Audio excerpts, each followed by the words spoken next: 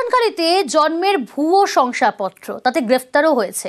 এবার যে খবর সামনে আসছে যে জন্মের ভুয়ো শংসাপত্রের পর এবার জাল ডেথ সার্টিফিকেট। পাঠানখালী পঞ্চায়েত থেকেই জাল ডেথ সার্টিফিকেট। জন্মের ভুয়ো শংসাপত্রের তদন্তেই আরও কীর্তি ফাঁস। গৌতম সর্দারকে ইতিমধ্যেই গ্রেফতার করেছে পুলিশ, কিন্তু আর কি আপডেট আসছে? সোমরাজ রয়েছে আমার সঙ্গে সরাসরি। সোমরাজ, মৃত্যুর শংসাপত্র জাল?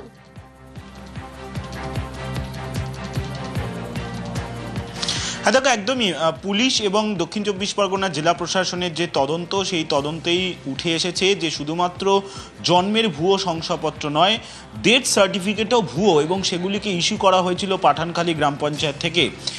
এই পাঠানখালী গ্রাম পঞ্চায়েত থেকে যে ডেথ সার্টিফিকেটগুলি ইস্যু করা হয় তার মধ্যে দেখা যায় যে একাধিক ডেথ সার্টিফিকেট সেগুলি লগ বুকে, অর্থাৎ তার রেকর্ড কোনোভাবেই নেই, যদিও সেগুলি পোর্টালে আপলোড করে দেওয়া হয়েছিল। রাজ্য সরকারের জন্ম যে মৃত্যু পোর্টাল, সেই পোর্টালে আপলোড করে দেওয়া হয়েছে, কিন্তু তার কোনো রেকর্ড নেই। তারপরেই গোটা বিষয়টি নিয়ে তদন্ত শুরু হয়, এবং তদন্ত করার পরেই দেখা যায় যে প্রাথমিকভাবে 510টি ডেথ সার্টিফিকেট তারা চিহ্নিত করেন, যেখানে দেখা যাচ্ছে তার কোনো রেকর্ড নেই। আর তারপরেই তদন্তকারীরা নিশ্চিত হন যে এই ডেথ সার্টিফিকেটগুলি ভুয়ো। তারপরেই দক্ষিণ চব্বিশ পরগনা জেলার মুখ্য স্বাস্থ্য আধিকারিক তিনি ইতিমধ্যেই স্বাস্থ্য দপ্তরকে চিঠি লিখে জানিয়েছেন যে জন্ম মৃত্যুর যে পোর্টাল রয়েছে, সেই পোর্টালে 510টি ডেথ সার্টিফিকেট যেগুলি ইস্যু করা হয়েছিল তা বাতিল করার জন্য ইতিমধ্যেই তার প্রক্রিয়াও শুরু করা হয়েছে বলেই সূত্র মারফত জানা যাচ্ছে। সব মিলিয়ে 3500 ভুয়ো জন্মের শংসাপত্র এই পাঠানখালী গ্রাম পঞ্চায়েত থেকে উদ্ধার হয়েছিল, এবং যা নিয়ে ইতিমধ্যেই তদন্ত চলছে।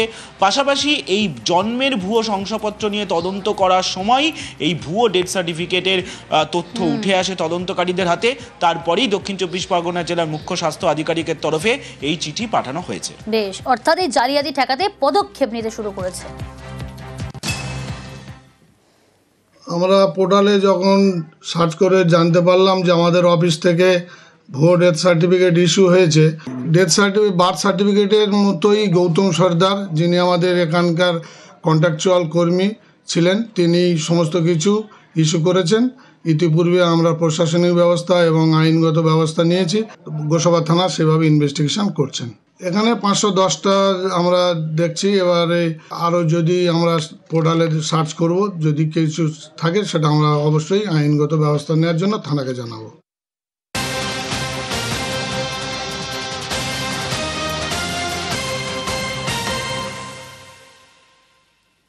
জন্মের ভুয়ো শংসাপত্র মামলায় আগেই গ্রেপ্তার করা হয়েছে পাঠানখালী পঞ্চায়েতের এক অস্থায়ী কর্মী গৌতম সর্দারকে। ফের গ্রেফতারি। বাসন্তী থেকে এবার পুলিশের জালে নার্সিংহোম মালিক। পাকড়াও সোনাখালীর বাসিন্দা রহমতুল্লাহ মোল্লা। পাঠানখালী পঞ্চায়েত থেকে পোর্টালে ভুয়ো শংসাপত্র। রহমতুল্লাহ নার্সিংহোমের ঠিকানায় জাল বার্থ সার্টিফিকেট। সরকারি পোর্টালে রহমতুল্লাহ নার্সিংহোমের ঠিকানা দিয়েই কাজ হাসিল হতো। ধৃত পঞ্চায়েত কর্মী গৌতম সর্দারকে জেরাতেই হদিশ রহমতুল্লাহ। আরো ডিটেল জানাবে অনুপ রয়েছে আমার সঙ্গে। অনুপ, তোমার কাছ থেকে জানতে চাইবো পুলিশ কি জানাচ্ছে, কিভাবে এই রহমতুল্লাহ মোল্লার হদিশ পাওয়া গেল, সে কিভাবে জড়িত এই ঘটনার সঙ্গে, বিস্তারিত জানতে চাইবো। দেখো, গৌতম সর্দারকে জিজ্ঞাসাবাদ করে আমরা পুলিশ সূত্রে এটা জানতে পারছি, গৌতম সর্দারকে জিজ্ঞাসাবাদ করার পরে কিন্তু এই রহমতুল্লাহ মোল্লার নাম পাওয়া যায়। এরপরে কিন্তু গোসাবা থানার পুলিশ ঘটনার তদন্তে নেবে বাসন্তী সোনাখালী থেকে। এই নার্সিংহোম মালিক রহমতুল্লাহকে কিন্তু পুলিশ গ্রেপ্তার করে। গত মঙ্গলবার তাকে গ্রেপ্তার করে কিন্তু আলিপুর আদালতে পাঠায়, এবং সেখান থেকে তাকে 5 দিনে পুলিশ হেফাজতে নেয় গোসাবা থানার পুলিশ। তবে এই জন্মের ভুয়ো শংসাপত্র যেগুলো গোসাবার পাঠানখালী থেকে পঞ্চায়েতের যে অস্থায়ী কর্মী গৌতম সর্দার যে এগুলো দিয়েছিল, এবং সেখান থেকে কিন্তু এই ভুয়ো সার্টিফিকেটগুলো যে পোর্টালের মাধ্যমে কিন্তু সেখান থেকেই কিন্তু সে এই সার্টিফিকেটগুলো তার এই নার্সিংহোম থেকে দেওয়া হয়েছিল বলে এমনই কিন্তু তার সহকর্মী জানিয়েছে। এই ঘটনায় কিন্তু পুলিশ কিন্তু এই যে রহমতুল্লাহকে গত মঙ্গলবার কিন্তু এই সোনাখালী এলাকা থেকে কিন্তু পুলিশ গ্রেপ্তার করে। এরপরে কিন্তু বুধবার তাকে কিন্তু আলিপুর আদালতে পাঠায়। পুলিশ তাকে নিজেদের হেফাজতে নিয়েছে 5 দিনের জন্য। এখন পুলিশ ঘটনার তদন্তে তাকে জিজ্ঞাসাবাদ করছে বলে পুলিশ সূত্রে জানা যাচ্ছে। বেশ,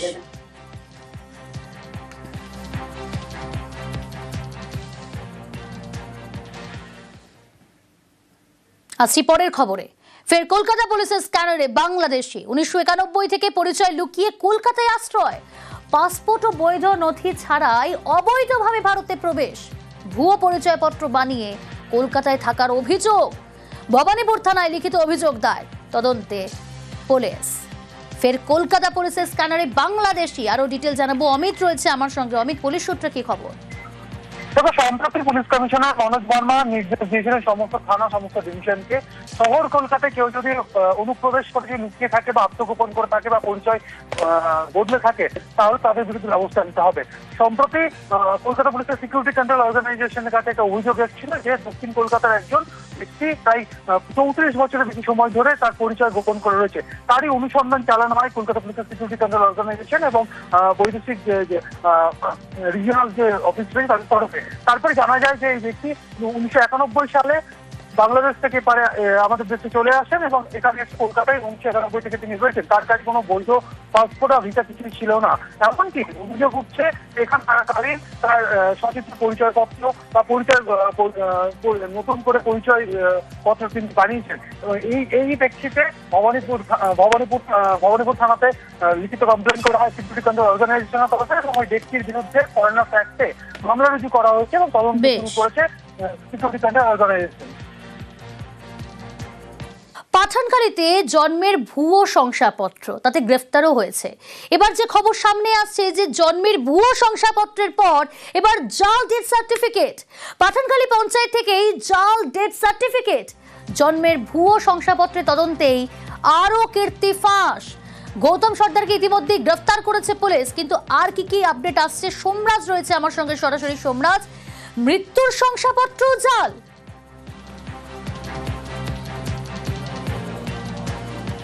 হ্যাঁ দেখো, একদমই পুলিশ এবং দক্ষিণ চব্বিশ পরগনা জেলা প্রশাসনের যে তদন্ত, সেই তদন্তেই উঠে এসেছে যে শুধুমাত্র জন্মের ভুয়ো শংসাপত্র নয়, ডেথ সার্টিফিকেটও ভুয়ো এবং সেগুলিকে ইস্যু করা হয়েছিল পাঠানখালী গ্রাম পঞ্চায়েত থেকে। এই পাঠানখালী গ্রাম পঞ্চায়েত থেকে যে ডেথ সার্টিফিকেটগুলি ইস্যু করা হয় তার মধ্যে দেখা যায় যে একাধিক ডেথ সার্টিফিকেট সেগুলি লগ বুকে, অর্থাৎ তার রেকর্ড কোনোভাবেই নেই, যদিও সেগুলি পোর্টালে আপলোড করে দেওয়া হয়েছিল। রাজ্য সরকারের জন্ম যে মৃত্যু পোর্টাল, সেই পোর্টালে আপলোড করে দেওয়া হয়েছে, কিন্তু তার কোনো রেকর্ড নেই। তারপরেই গোটা বিষয়টি নিয়ে তদন্ত শুরু হয় এবং তদন্ত করার পরেই দেখা যায় যে প্রাথমিকভাবে 510টি ডেথ সার্টিফিকেট তারা চিহ্নিত করেন, যেখানে দেখা যাচ্ছে তার কোনো রেকর্ড নেই। আর তারপরেই তদন্তকারীরা নিশ্চিত হন যে এই ডেথ সার্টিফিকেটগুলি ভুয়ো। তারপরেই দক্ষিণ চব্বিশ পরগনা জেলার মুখ্য স্বাস্থ্য আধিকারিক তিনি ইতিমধ্যেই স্বাস্থ্য দপ্তরকে চিঠি লিখে জানিয়েছেন যে জন্ম মৃত্যুর যে পোর্টাল রয়েছে সেই পোর্টালে 510টি ডেথ সার্টিফিকেট যেগুলি ইস্যু করা হয়েছিল তা বাতিল করার জন্য ইতিমধ্যেই তার প্রক্রিয়াও শুরু করা হয়েছে বলেই সূত্র মারফত জানা যাচ্ছে। সব মিলিয়ে 3500 ভুয়ো জন্মের শংসাপত্র এই পাঠানখালী গ্রাম পঞ্চায়েত থেকে উদ্ধার হয়েছিল এবং যা নিয়ে ইতিমধ্যেই তদন্ত চলছে। পাশাপাশি এই জন্মের ভুয়ো শংসাপত্র নিয়ে তদন্ত করার সময় এই ভুয়ো ডেথ সার্টিফিকেটের তথ্য উঠে আসে তদন্তকারীদের হাতে। তারপরেই দক্ষিণ চব্বিশ পরগনা জেলার মুখ্য স্বাস্থ্য আধিকারিকের তরফে এই চিঠি পাঠানো হয়েছে। বেশ, অর্থাৎ এই জালিয়াতি ঠেকাতে পদক্ষেপ নিতে শুরু করেছে। আমরা পোর্টালে যখন সার্চ করে জানতে পারলাম যে আমাদের অফিস থেকে ভুয়ো ডেথ সার্টিফিকেট ইস্যু হয়েছে, বার্থ সার্টিফিকেটের মতোই গৌতম সর্দার, যিনি আমাদের এখানকার কন্ট্রাকচুয়াল কর্মী ছিলেন, তিনি সমস্ত কিছু ইস্যু করেছেন। ইতিপূর্বে আমরা প্রশাসনিক ব্যবস্থা এবং আইনগত ব্যবস্থা নিয়েছি। গোসাবা থানা সেভাবে ইনভেস্টিগেশন করছেন। এখানে 510টা আমরা দেখছি। এবারে আরও যদি আমরা পোর্টালে সার্চ করব, যদি কিছু থাকে সেটা আমরা অবশ্যই আইনগত ব্যবস্থা নেওয়ার জন্য থানাকে জানাবো।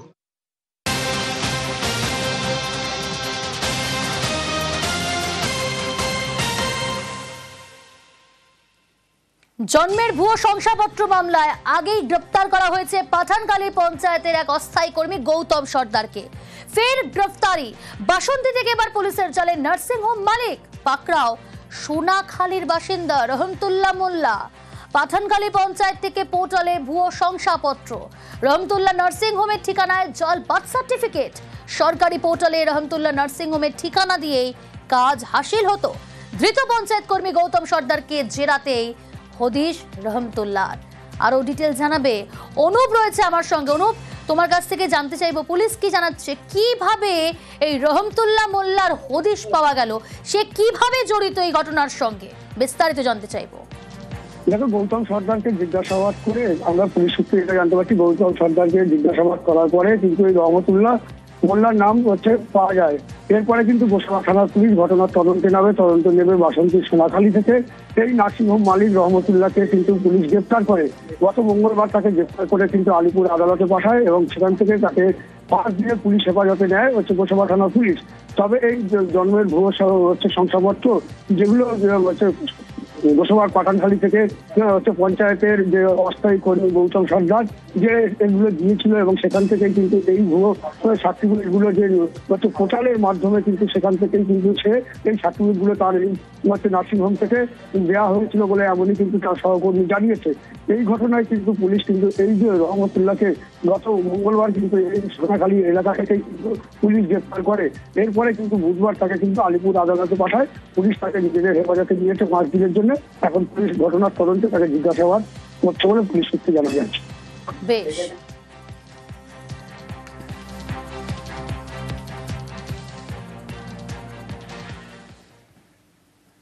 আসছি পরের খবরে।